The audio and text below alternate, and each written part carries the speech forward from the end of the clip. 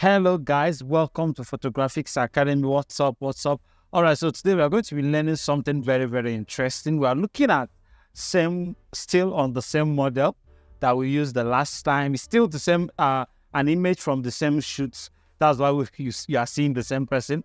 All right, so today we are going to look at something very interesting. We're going to be looking at how to add realistic blurs to your images. So those kind of blurs you wish your lenses could give you in your image. I know not everybody can afford to buy those high-end lenses that even in having such a wide angle and can go for a very far distance or get a large range of zoom, that not everybody can afford the ones that their aperture can go as low as 2.2, 2.8, 1.8, 1.2. So today we're going to be learning how to add those kind of realistic shallow depth of field in your image, especially your outdoor images using Photoshop. So if you don't have those kind of lenses, don't worry. I'm going to show you exactly how you can improvise for that. So without wasting your time, let's quickly get started. So the first thing we are going to be doing is to quickly retouch our image and get it ready. Then we will quickly do the realistic blur, add some color gradings, and we are good to go. So let's get started. So the first thing I'm going to do is, of course, run my frequency separation, or rather, I'll just zoom in to see for the stuffs I need to correct. Okay, so I think I need to lose these two here. Yeah, I just need to lose the two of them, and I think we are good. So let me try and see how my lasso tool is going to fix that for me using content aware fill. So I'm going to add this one as well. So let's see how Photoshop is going to handle that. So we'll go to content aware and clean it up. Well, okay, I think that does a nice job, except for this area, which you can just use a clone stamp and just dab in, just like that. We are working at 11. Yeah, just pick up your clone stamp and dab it in. We are good to go. Yeah, just like that. So we'll have quite a nice transition, except for this area that we still need to blend in. So let's just blend that in. Nice one. Okay, look at this one as well. Beautiful. Okay, so I think I can work with this. This one is still standing out to me, so let's fix it.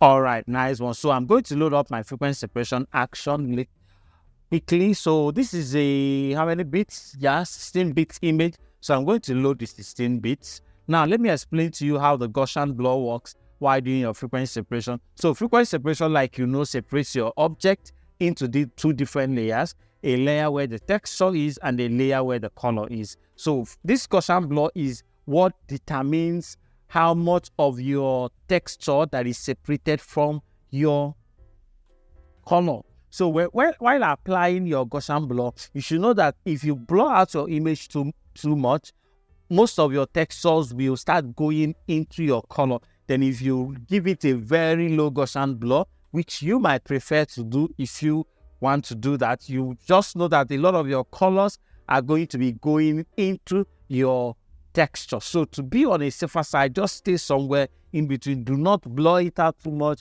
Do not leave a lot of textures. So one of the easy ways to find out exactly where to keep your Gaussian blur while working with your image is to monitor the texture on the image. How do you do that? So when you zoom it in, take it all the way to the zero. You can zoom in a little more to see what you are doing. Then start adding it little by little until you have lost view of all the textures, but you still have the shapes intact. So at 8, this is what we are seeing. So I'm going to be keeping it at somewhere around 7, yeah, to do a good job between 6 and 7, and press OK. So we'll quickly work with that. So of course, this is one of the most basic frequency separation setup. When you have this, go to your low frequency, pick up your mixer brush tool, just maintain the settings. I seldomly change anything here. Most times, if I'm even going to change, I just have to add to my flow and probably to my wet, but I seldomly make changes over there. So first thing first, we are going to be taking care of the blemishes on the image. And to do that, we'll use our high frequency layer, pick up our clone stamp tool, and quickly start fixing it. So make sure your sample is in current layer because we are dealing with texture. So what you are going to be doing is to sample the skin of the places that are cool and use it to replace the ones that are bad. And that is how we'll be fixing our blemishes. So I think I'm going to be fast forwarding this part so I wouldn't have to keep you waiting for long. Now you need to know that how much time you spend doing this has a lot to do with how smooth and flawless your image is going to come out at the end of the day. Some people spend 45 minutes, 1 hour doing this particular part because this is where you do a lot of fixings before you just go and blend highlights and shadows into each other.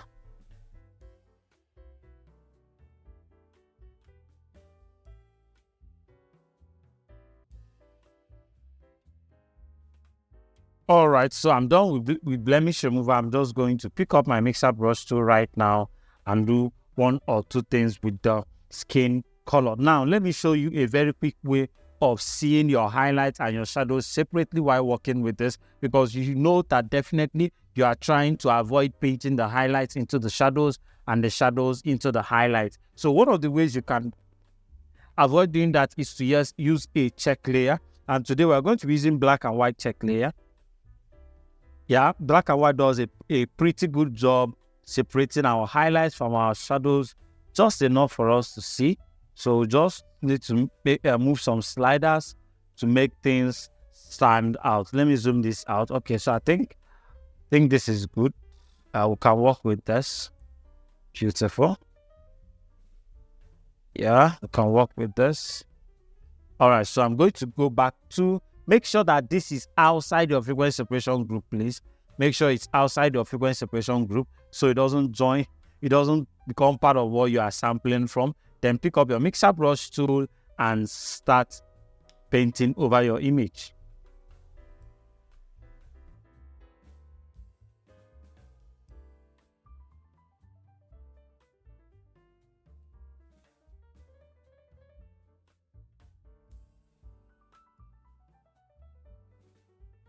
I think I'm going to play a little with the highlights over here because I don't really love the shape that I'm getting from there. So let's just try painting it towards the nose, yeah? Just to link it up with the nose and something like that. So I know that the rule is that you shouldn't paint your highlights into your shadows, but trust me, sometimes you might want to break that rule just to get a very good job. And that is what I'm doing, trying to spread out the highlights over these areas as well, just to make it look a little bit more intentional and flawless. Okay, so a few things I want to also fix at this moment. The line here at the eye bag, at the eye area, I just want to take care of that. Nice. All right, so I want to soften out this area. And to do that, I'm going to just reduce my my clone stamp as low as I can. Just sample an area here and just do a very nice touch. Hold on. Okay. Just to soften out this skin texture over here. Ones that are looking so hard. Beautiful. This one. So just those skin textures that are not looking entirely smooth, just take care of them. Yeah. Same thing over the nose here. Okay, so I know this is not your regular way of doing frequency separation, but it works. So that's the most thing. That's the thing that matters the most. Anything that works for you, and trust me, this works. You see the way it will just smoothen out the image at the end of the day, and we'll still have a very nice image. Just make sure you don't do it too much. Just soften out textures that are looking too hard. Okay, we'll have such a texture here. I think we'll have just a little bit of it here that we'll need to soften out as well. All right. All right, so move back straight to our mixer brush. So let's quickly see what we've done so far. Going to deselect that. So look at the face, the before, the after, the before, the after. So let's try zooming in on that area. We'll have to soften stuff out, the before, the after. So you see the way we are getting even a soft transition in those hard textured areas like these places. I will still have it working perfectly well. So let's quickly move over to the body.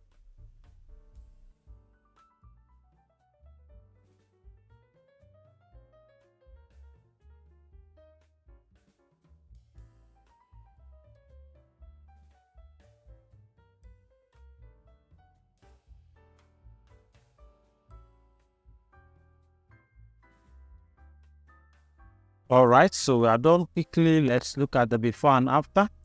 So this is the before, this is the after, before, after, before, after. So we've quickly been able to do one or two stuffs in our skin using frequency separation. So I'm just going to quickly do a dodging and burning ASAP just to make some highlights glow. But I don't think I need any dodge on the face. I think I just need it on the arm. So I'm just going to pick up my brush,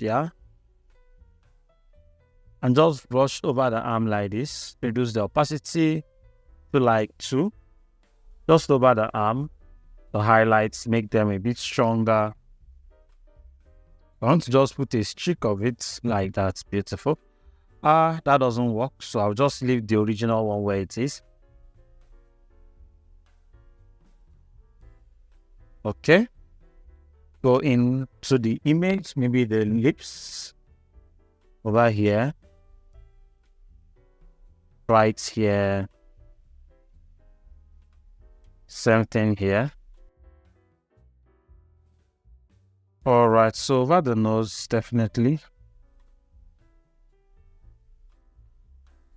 Okay, we are good. We are good. Quickly done. Before, after. Quickly done. So I'm going to create a stamp visible layer, Control Shift. Or rather, before we do that, let's be done with the whole retouching process. So the teeth, I notice it's not glowing the way it should. So I'm just going to also paint that in using my magic smile. Oh, yes, of course. Yeah, so have a beautiful teeth. We will need to lighten the eye, so go to the magic eyes and repeat the same thing. Okay, so you're done running the setup, then we just clean the eyes. Just like that. Do the same thing over here. Just like that, reduce the opacity. Beautiful. Okay, so we are good. Okay, so let's quickly add our realistic blush. So I'm going to make a select subject. I'm going to make a selection of my object rather. Using my quick selection to select subject and wait for it to process. All right, so it's done. I'm going to make sure I select impasse because I'm blurring the background, not the object. Then I'm going to zoom it in to refine or modify my selection. So I notice it's eating a lot into her arms here. So I'm just going to use my polygonal lasso tool to restore that area. Just like this. So any selection technique that works for you is just fine. The major thing is to get the result at the end of the day. I mean, that's what matters the most. So just go around to make sure you're not losing any part of your object to the selection. I believe this will do a pretty good job because it's quite a contrast.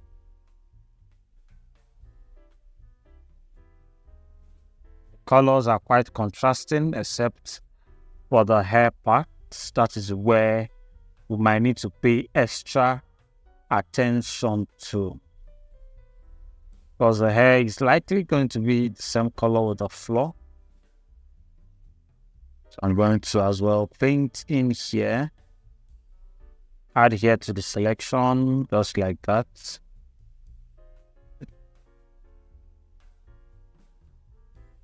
Okay, they come good.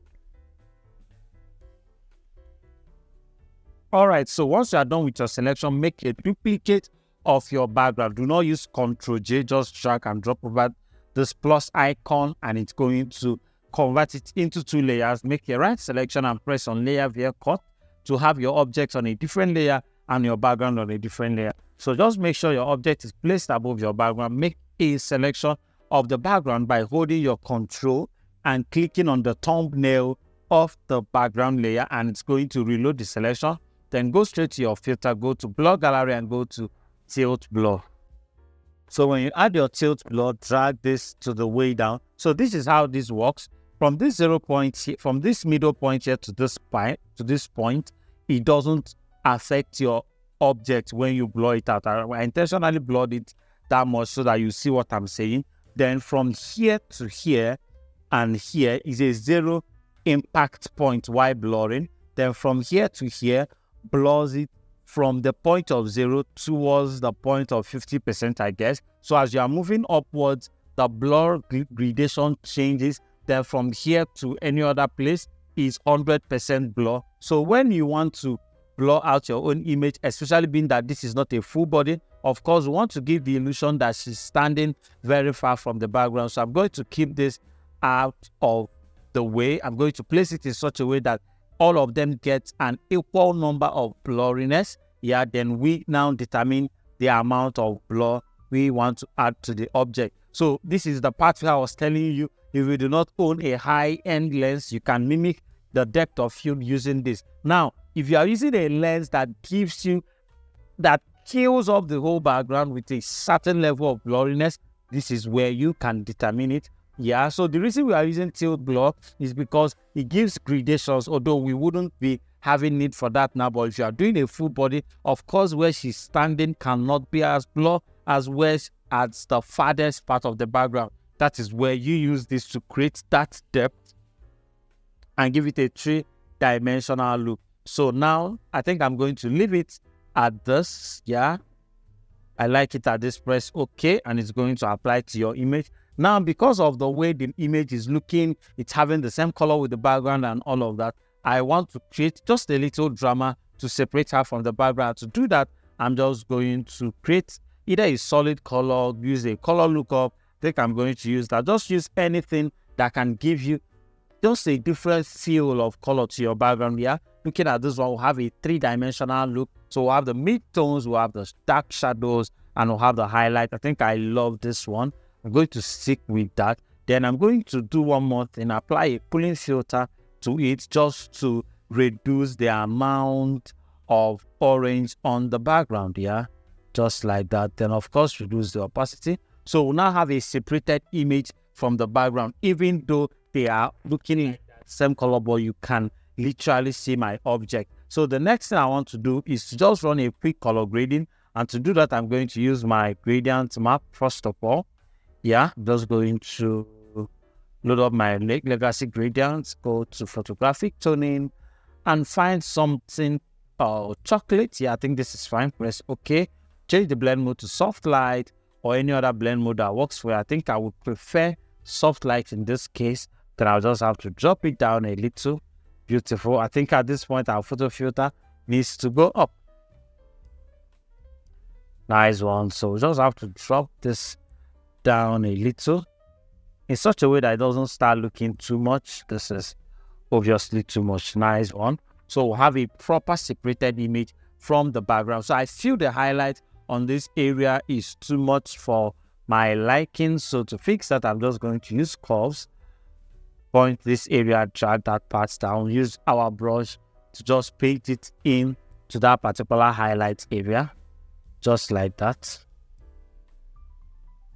Beautiful. We can as well reduce the opacity just to make it even more outstanding. And that is how you add realistic blur, some depth, and even do your frequency separation using your Photoshop. So the last thing I'm going to do is just to add a global color grading.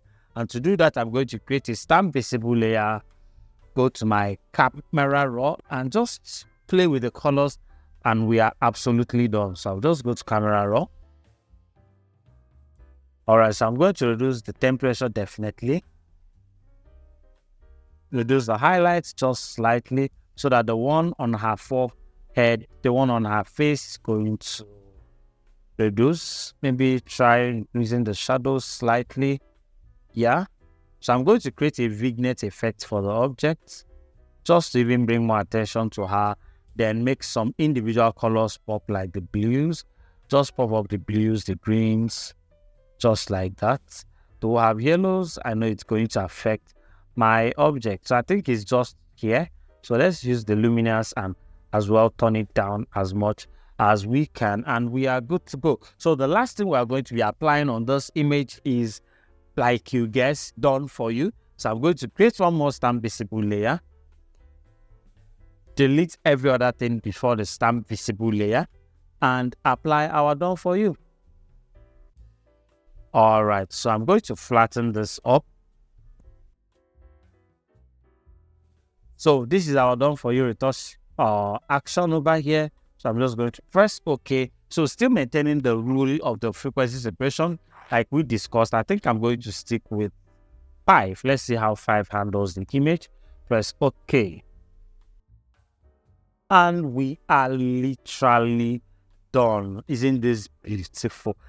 One thing I love about this action is the way it just brings all the highlights and the shadows, makes the transitions of our frequency separation to even look a lot better than what we have done manually. Thank you for watching this amazing video. Do make sure you subscribe to our YouTube channel and click on the notification bell to get notified every single time we drop a new video. Before you go, let me show you a very quick before and after of everything we have done. Like I always do, I'll take a snapshot, come over here. So this is the image when we came into Photoshop. After all the tricks and tips that we shared, then we got this result. See you on the next one.